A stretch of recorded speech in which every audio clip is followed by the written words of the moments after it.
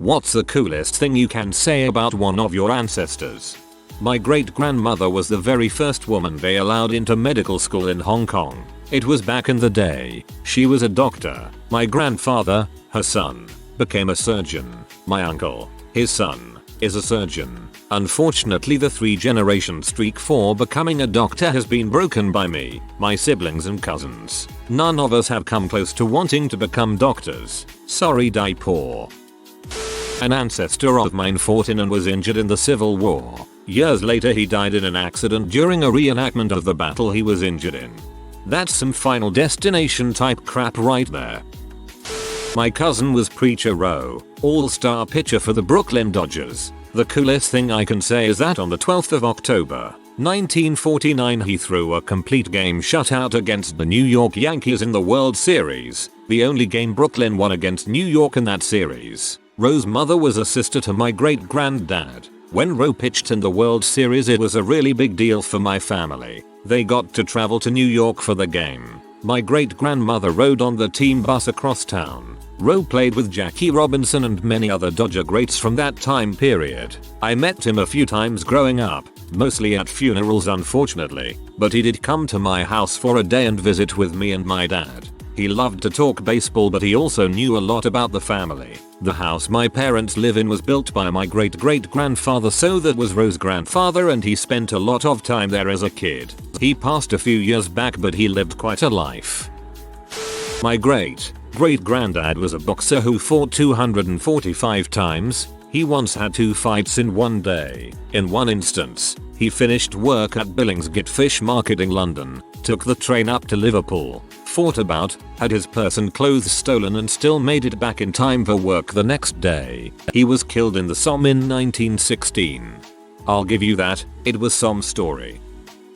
My grandfather grew up in the Soviet Union, Azerbaijan, and got drafted for World War II. He became a POW in a German camp pretty quickly and was there until the war ended, around a year later. At that point, Stalin was executing the POWs because they didn't escape or die trying. He and several others took the name of some dead Turkish soldiers who were previously POWs at the time. This allowed him to get sent back to Turkey rather than his home country. He never saw his parents again, and he didn't see other members of his family for several decades. I also have a Turkish last name, but I have no Turkish ancestry. My great-great, maybe one more, grandfather fled Germany after breaking into a food reserve during a famine. The local government would not hand out food, so he fed the people in the town with the help of his sister and some friends. After that, they fled Germany and never saw each other again. There is a street named after him in the town he was from, and the event is documented there. I should never forget that for every group of idiots on this planet, there are at least a few great people that don't get the attention they deserve. Your grandfather and his sister sound like really good people. My grandfather, my father's name family, was shipwrecked off of Newfoundland, on his way to Delaware. As an orphan he stayed there. We did not find this out until we were living in Delaware, 86. And my uncle on my mother's side did the family tree. On our street at the time were 3 families with the same last name. I originally thought you were stuttering. The first family to arrive in this area from Europe was a single mother raising 6 kids. The father got off the boat and it left without him. Instead of being sad, the mother stepped up and settled near Lancaster and thrived. All 6 kids survived too. As a 14-year-old Polish Jew in 1939, my great-grandfather had every reason to flee the Nazis as they swept into Łódź. His family fled east, only to be immediately captured by the Soviets. His father was involved in some sort of altercation with the Soviets, so they executed the father and sent my great-grandfather to a work camp in the Caucasus while the rest of the family were deported to Siberia. A year later, my great-grandfather, along with other prisoners, escaped from the work camp to Turkey on a makeshift raft. He somehow made his way to Ellis Island, NY as an immigrant. When he turned 18, he joined the US Army's 99th Infantry Division. He took part in the Battle of the Bulge and the liberation of Dachau concentration camp. Since he spoke Yiddish, Polish, German, and English, he was able to interview many of the concentration camp victims and testify during the Nuremberg trials. According to Ancestry.com, one of my ancestors lived to the age of 150, one had 15 children before his death at the age of 2, and one achieved the notable featuring of dying 8 years before he was born. I think Ancestry.com is full of crap. Dying 8 years before he was born. Talk about being bad at life. I had a great grandpa who used to beat the ever-loving crap out of his son. One day, when the son is a grown man and leaves to marry, have kids etc., he came back, tied the great grandpa to a willow tree and beat him nearly to death with a chain. Vengeance. You got those vengeance genes. One of mine was a whaler in the 1800s, and one of the first white men to settle in our region. He was also one of the only Europeans to enter Kaiapoi before it was sacked by Te Rauparaha, and married the daughter of a Maori chief, potentially for trading purposes, before leaving her for a white girl as the story goes. Before he leave you but for a white girl, till Kanye West was a whaler in the 1800s.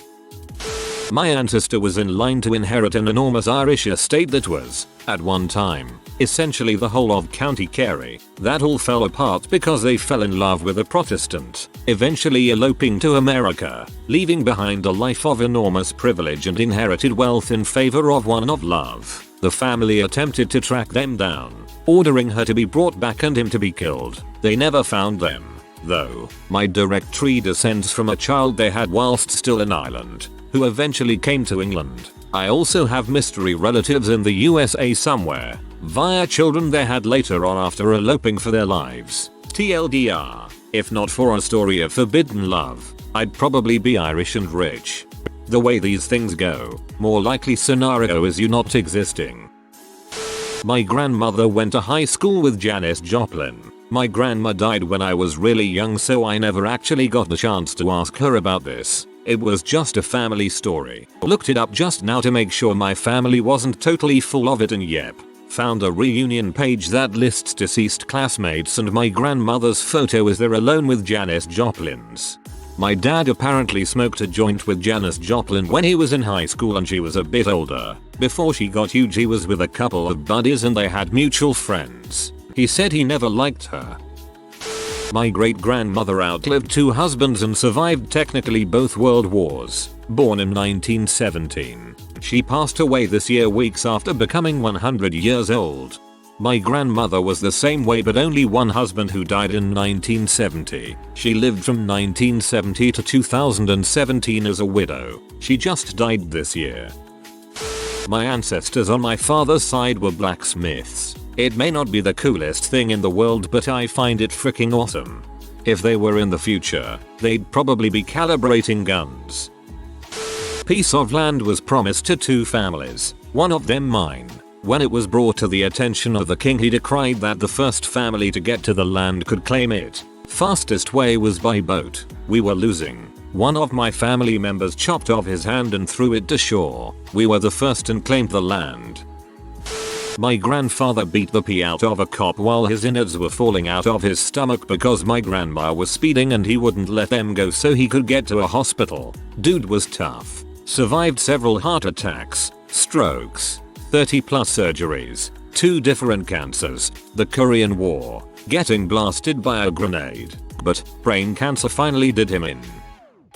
Great grandpa was an at the time famous baseball player for minor league and eventually MLB. He was a pitcher and struck out Babe Ruth. I now have a baby who can hurl a pacifier 15 feet at 10 months old. Also, I can trace my lineage back to the original British settlers of England, America. They were Quakers if I recall correctly. Original British settlers of England. I'm assuming you forgot to add new before England P. While all my maternal great-grandparents were stuck in the concentration camps, both paternal great-grandfathers were American soldiers who were simultaneously working to liberate them. They didn't know it, but about 50 years later their grandkids met at Brooklyn College, got married and gave birth to me. My family has traced 10 convicts sent from England to Horse back to the early mid-1800s. On the other hand, my so is related to Blackbeard apparently. Being related to Blackbeard is a pretty cool claim to be able to make. One great-granddad was a Romanian trapeze artist in the 1920s, who eventually acted alongside Alec Guinness and settled in London, where he had a successful stage show with his wife and NBSP. Other great-granddad joined the Red Army in World War II at 17, made it from the far east of Siberia all the way to Prague, got minorly blown up, which left him rather deafened with a dicky leg, came home and happily lived to 85, and NBSP. He also became awesome friends with other great-granddad, who spent World War II in a camp, since he was of German descent but lived in the USSR. Minorly blown up.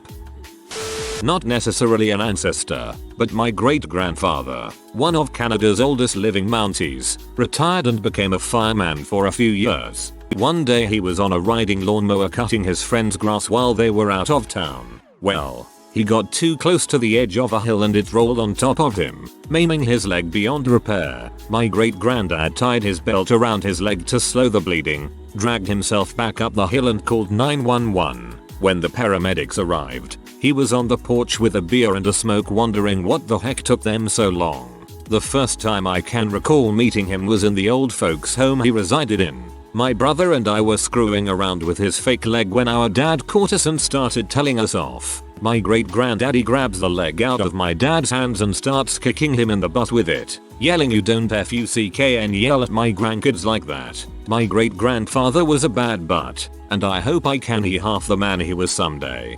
You've got a couple legs to lose then. I am part of the Hatfield bloodline. My great-great-great-uncle is Jesse James the American Outlaw, and my great-great-grandfather is from Moscow and had a wooden peg leg but is not special at all beyond that. So if you're asking who would win in a fight, I think it would be the Russian because they are the scariest kind of white people. Sounds like you're the real McCoy.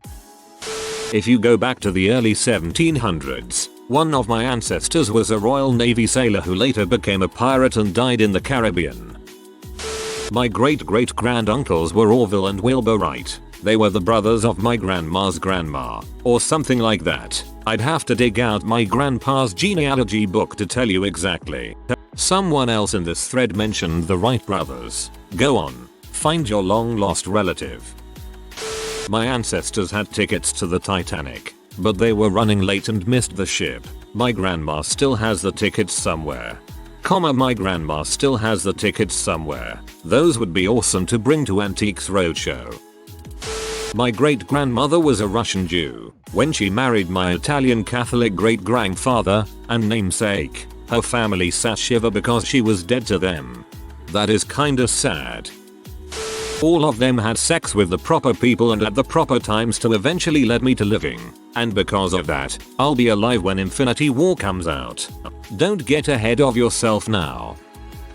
One branch of my family was a semi-famous cannibal gang near Chicago. One of my mom's ancestors was best friends with one of my dad's ancestors, who became a POW in the Civil War, and his best friend came to testify for him on trial. That's all I've got.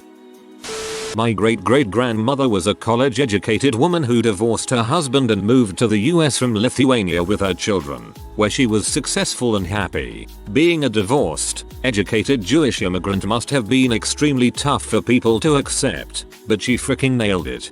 Mad props to her. One of my ancestors was part of the very first colonists that moved to Canada. I am the 13th generation from the non. We have a book that has the names of most, if not all, of the colonists' names. My family name is in there, and one of my uncles has a family tree that all the way back to this guy. Never saw it myself, but I have the book. Hello Mr. Tremblay. My great uncle was a paratrooper on D-Day, then was a construction worker on the CN Tower in Toronto. Near the end of the project he became the first person to base jump off of it. It was a successful jump but he got fired. Airborne all the way. One of my fairly distant cousins is actually Gene Wilder. Yeah, that's right. I'm related to Willy fricking Wonka, the good one, not that blasphemous Johnny Depp version. You are also related to Professor Frankenstein. My ancestors have fought in every war the USA has had since the revolution. Also my great-grandfather is in a military museum because the helicopter he flew was shot down and he survived. He kept trying to save people in Vietnam. Also flew Truman around before. Was his name Lieutenant Dan?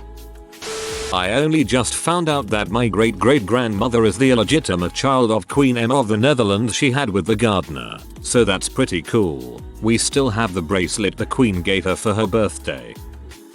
My dad dated the woman that Jennifer Lawrence's character in American Hustle was based on. One of my maternal ancestors was the first person Bloody Mary executed for Protestantism, causing my family to flee to America in pursuit of religious freedom. On my paternal side, my great-grandfather was a World War II war hero who was given 1/3 of Germany to basically babysit after the war. We have a really beautiful letter from a German professor in that region thanking him for his kindness and decency, and a really badass op-ed he wrote several years later demanding that we give no leniency to Nazis. Maximum punishment for all of them. He also made great strides for US labor groups and was quoted by Roosevelt in a speech. Also same paternal family but way back founded a major US brewery and a crap load of towns and cities along the way. My great-grandfather was part of the resistance in Holland and escaped from a POW camp. One time he knew there were 2 armed Germans in a barn, walked in the door unthinkingly silhouetted by the light, and his gun wasn't loaded. But they surrendered thankfully. He didn't talk about the war to my opa much at all, but that's one of the few stories he told.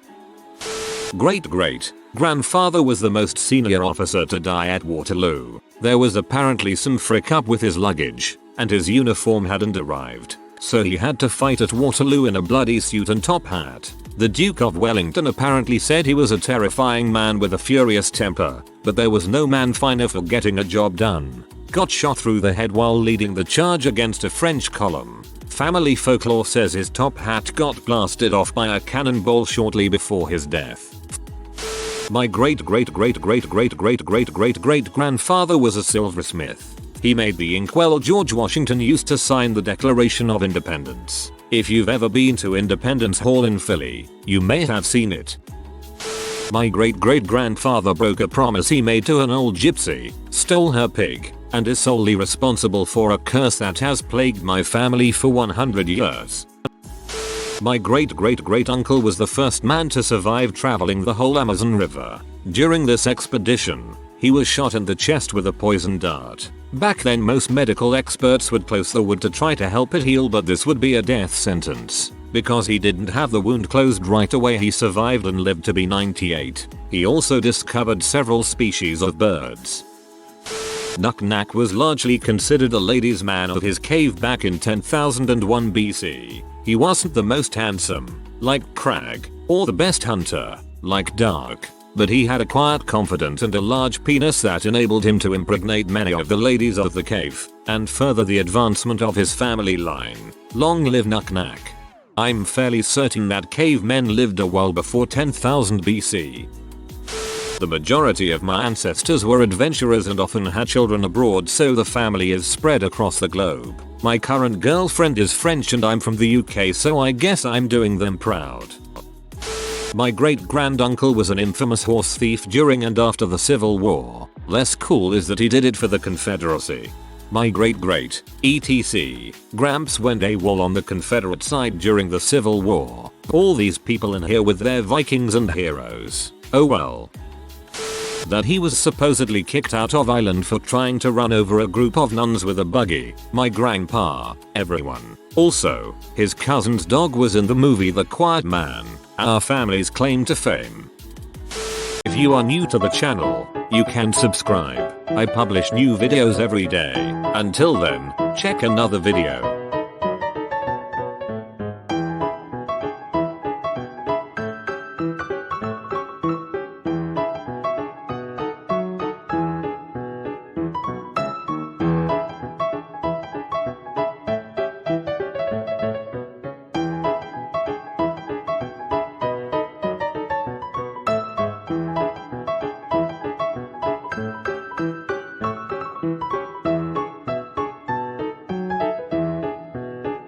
Bye for now.